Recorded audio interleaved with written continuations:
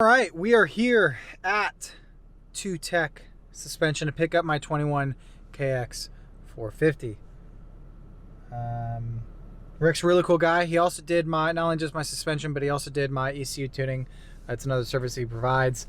But let's dive into everything that we did with him. It's probably better that he explains it. So, going in.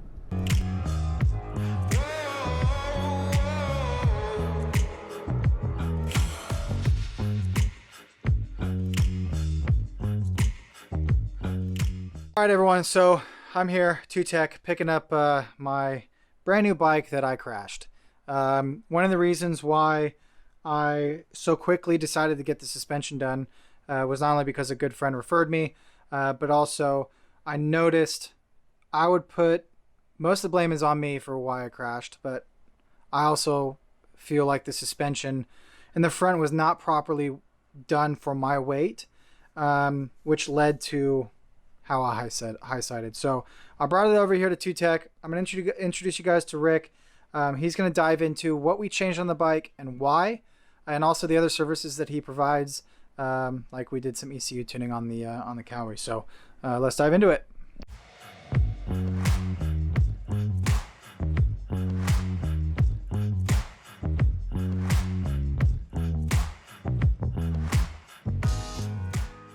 Everyone, say hi to Rick. Rick, say hi to everyone. Hello, I'm Rick.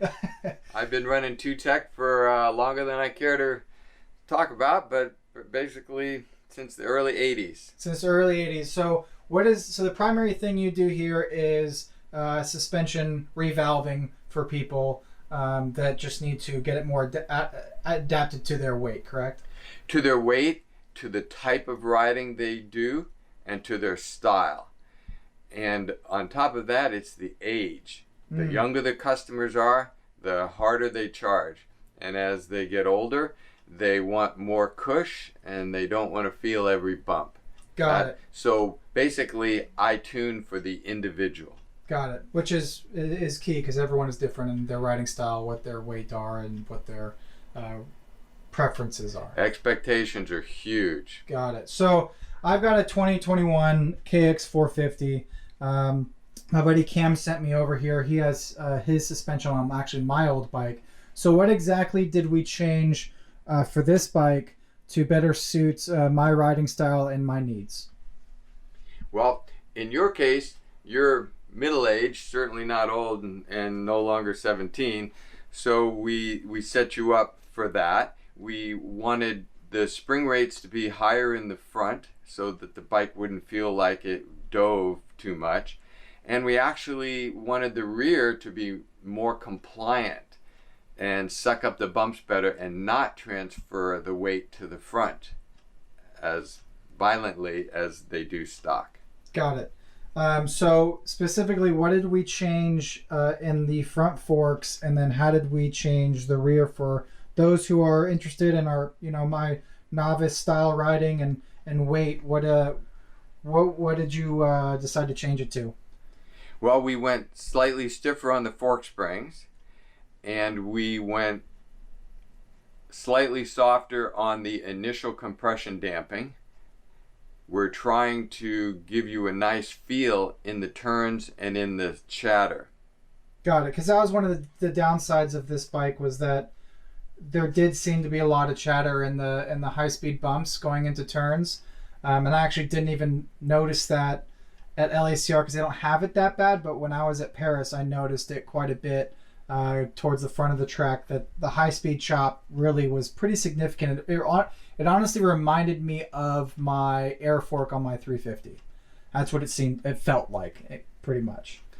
Yes. So this bike has the 49 millimeter Showa forks, so those forks are going to be stiffer than the 48s that KYB uses and that KTM and WP use.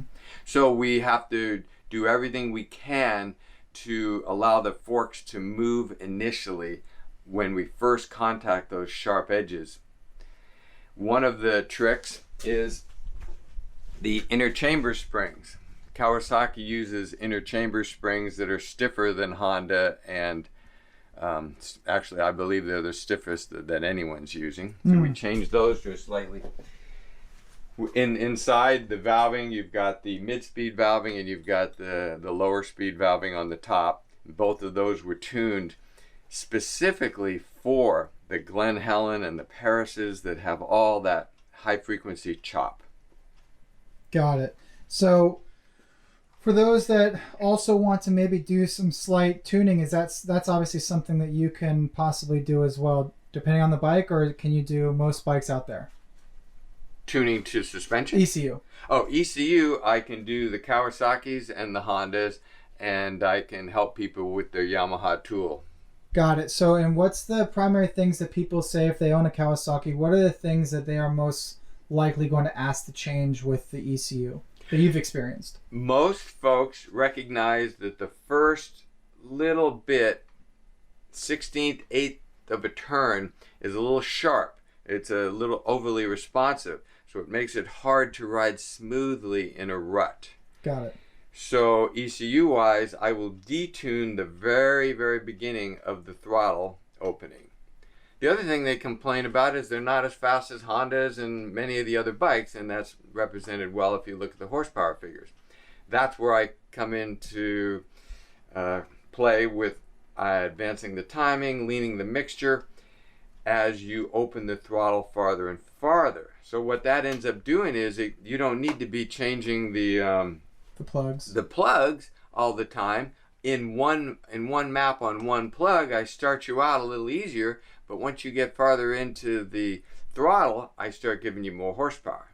So you don't need more than one map. Yeah, that was one thing. One of the primary reasons why I decided to go with the Kawi was because of the notorious Honda's always had this very grunty, relentless power, rip your arms off power, and that's, honestly the reason why I decided to go with the Kawi outside of it being the bike of the year. I wanted something that was not only easy for me to get back onto the 450, but also still grow into and not get bored of. And that's where a lot of people will decide, I would like to get some tuning done, mess with the ECU a little bit. There's a few companies that do it. But obviously, one-stop shop, I can't complain. Get my suspension done, get my ECU changed to be more rideable, and have a better time with it. And that's the end of the day, is we just want to have fun with the amount of money we spend on these bikes. We want to have the most fun that we can. So you said that you've been doing this, since the 80s? Early 80s. Early 80s. So before most of the people watching this were born.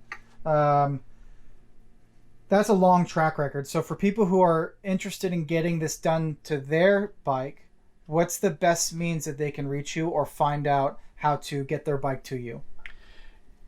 To learn about what we can do, you can go to twotechracing.com, and that'll give you kind of a background of what we do and some pictures of the guys that help me here.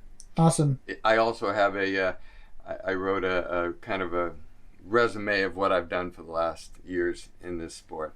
Awesome. And also you can find them on social at TooTech, and that's TOOTECH. I'll tag them beneath this video so you guys can go ahead and see all the bikes that they've done.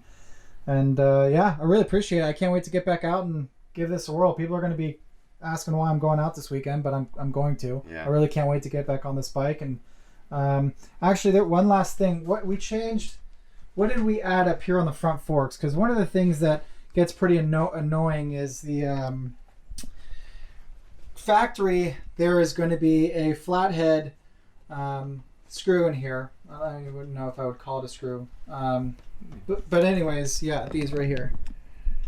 So they come like that, and one of the things that happens over time when you're on the track is pressure will still build up in the fork tube, and you're going to want to bleed that pressure out. So when you're using these, if you're not careful and you're unscrewing it, that thing will fly out and go right in the dirt. So what did we change this to just make it a little bit easier? Yeah, well, this is just for convenience. The truth is, you could pull the screw out and risk dropping it and spend a bunch of time.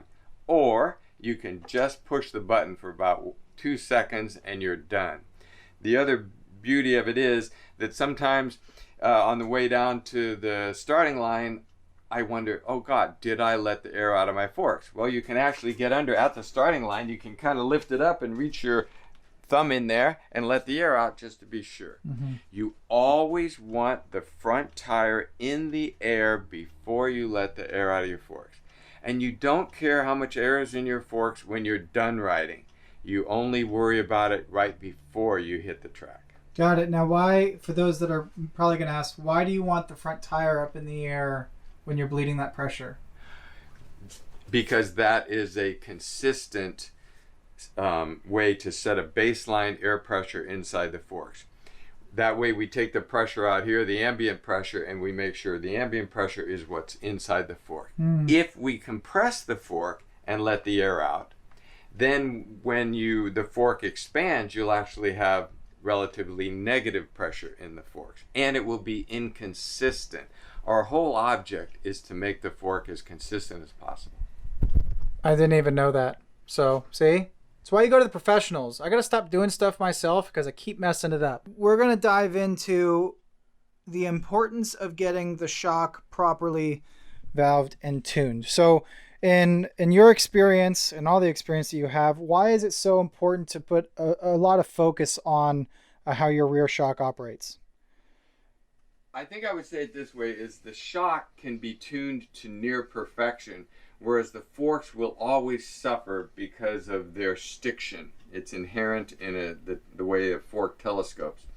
So it's critical that the shock work as best as it possibly can before we start condemning or praising the forks. The shock is the key, to, in my opinion, to the basic setup. Got it. So when I go and take this bike out to the track, what's the thing that you would like for me to do while I'm out there that pertains to the shock?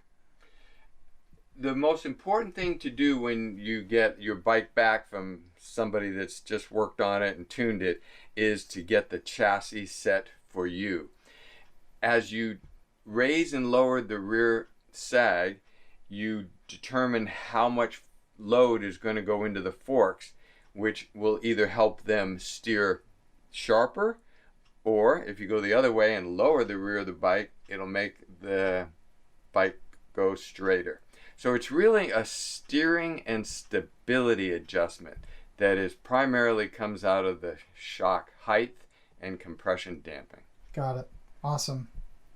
So what we're going to do is it's going to make a little mark, and next time I go ride, I am going to either go a full turn forward or a full turn out, depending on how the bike feels. Now, one of the things that I did notice when I was out on the track the other day, when in comparison to, like, say, the KTM, was that the bike, I feel like I was spending more time focusing on turning the bike than I normally do. So I'm definitely intrigued to see how it is changed now and making the changes along the way. You know, this may not be the end all be all settings, and you know, it's not expected to be. The point of this is to give yourself a better platform to work off of. Instead of chasing a bunch, now I just have to do some fine-tune adjustments while working with Rick to get it proper for how I ride. So now I'm gonna make a mark. Now that we've set his race sag and we know it's where we want it to start, we're going to leave him a mark.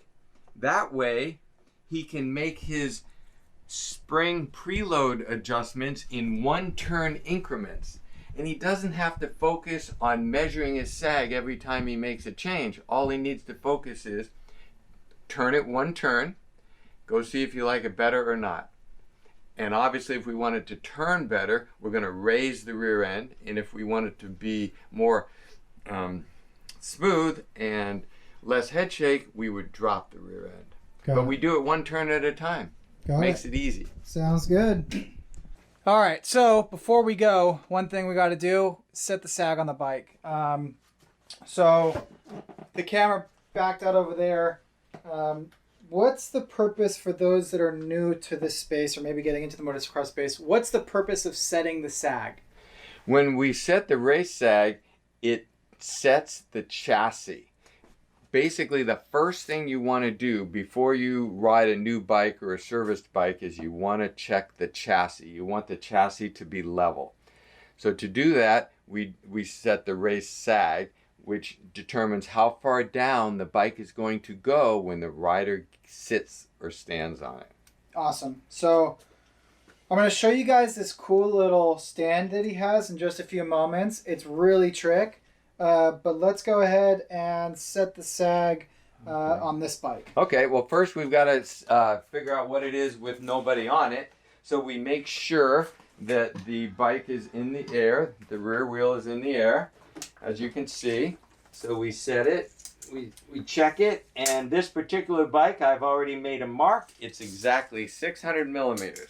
So what he's doing is measuring, I know you guys can't see it from this angle, but he's measuring from the axle block to where the fender is, like Kind that. of thing. So he's checking the unsprung weight or unsprung height from the axle block to, some bikes actually have a mark on the fender, but you could just make it with a Sharpie because you can get it off anyways. So that's measured at 600 already. So now what we're going to do is I'm going to get on the bike, and I'm actually going to stand on with, all my weight will be on the bike. It'll not be on the stand.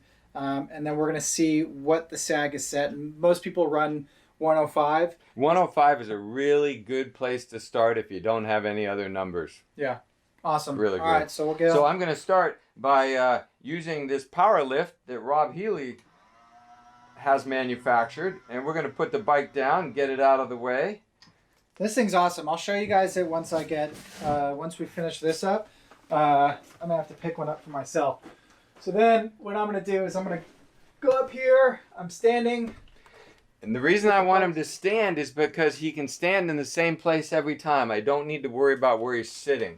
Then I like to just make sure the bike is in a nice neutral position. And I'm going to measure it. And because we already set it, it's at exactly 105 right now. So he's done. If it hadn't been correct, I would have gone in and I would have taken the nut that determines the preload on the spring, and I would have gone up or down depending on whether I needed to raise or lower the bike. Awesome. All right. So here. And then the old Let me power grab lift. You got the bike? Yeah. I'll grab the camera so people can see it. Look at this, guys. Rob Healy makes these, and it's called a power lift. I may have to get my hands on one of these, but watch. If he wants to lower the bike, all he has to do is push down. And if he wants to go back up, all he's got to do is push up. And not only do I love this at the track, but here in the garage, it's really, really handy to be able to raise and lower the bike slightly as I'm putting them back together. So awesome. Well, Rick, I really appreciate your time, and thank you so much. I can't wait to get back out there. All right, well, thanks for your time and coming over, and stay in touch with me, because the most important thing that I get from my work is the customer satisfaction, and I love feedback. It's the only way I get better is to get good feedback or any feedback. Absolutely. All right. That's it. On to the next stop.